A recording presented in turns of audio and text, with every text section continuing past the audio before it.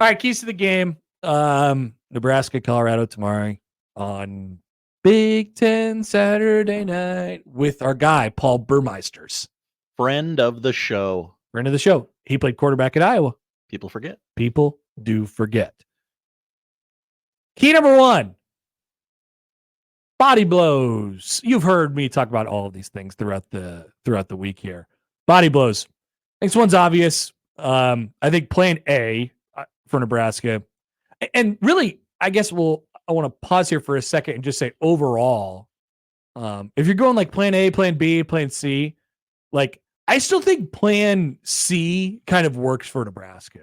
Like I think they can win this game on their terms or on Colorado's terms.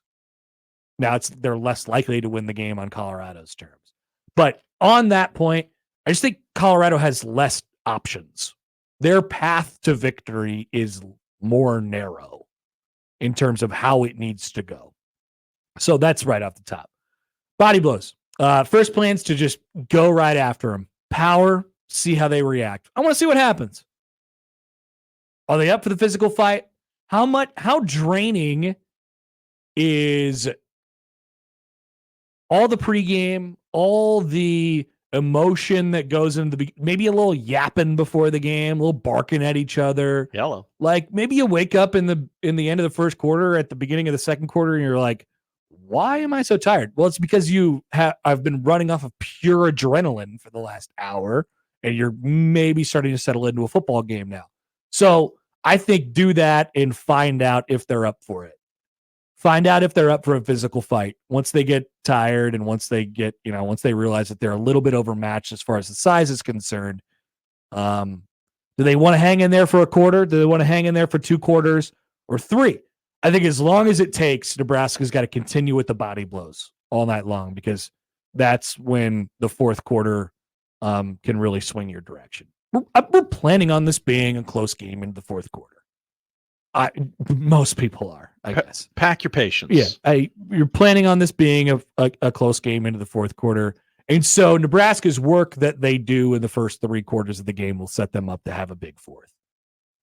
There's an option on the new college football video game. If you buy enough, if you use some of your coach points towards specific categories, then all your players will be on fire to start the fourth quarter. Not physically, literally on fire. Like NBA Jam?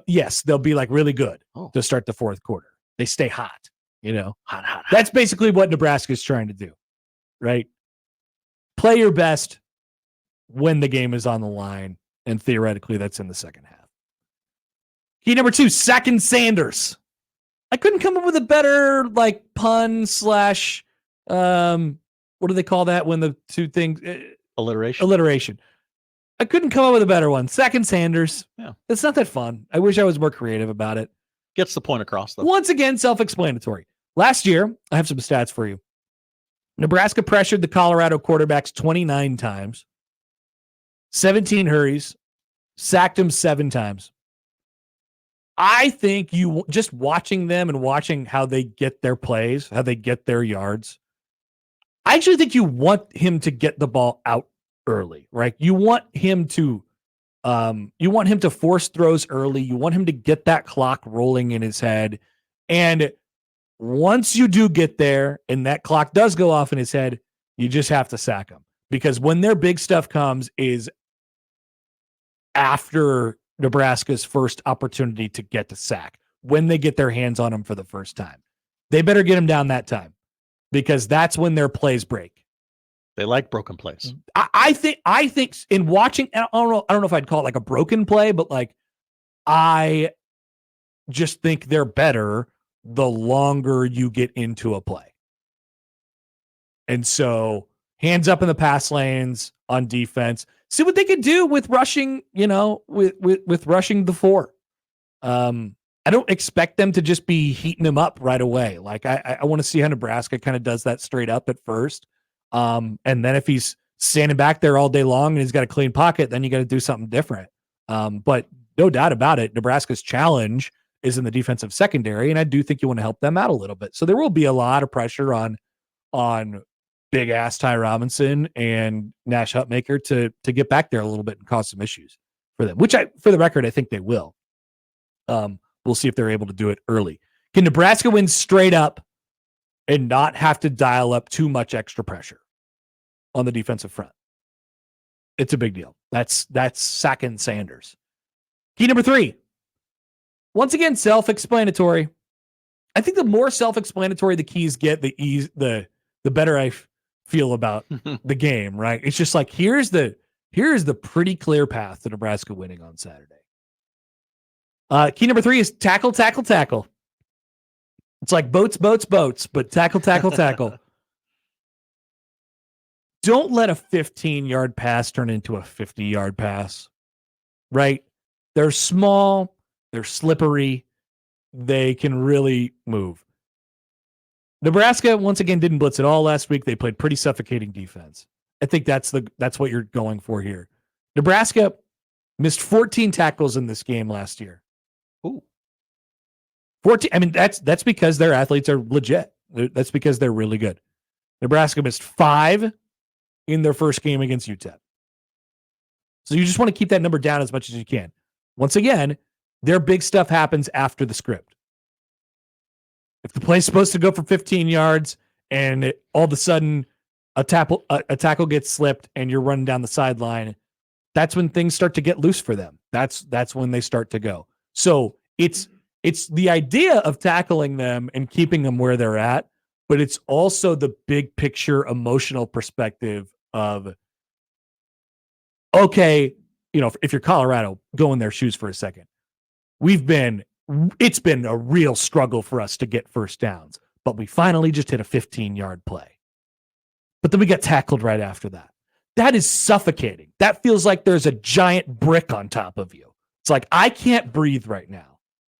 Even if I got something good, I moved my arm, finally. Like, thank God, I moved my arm. That felt great. But yes, I still have this gigantic brick on top of me.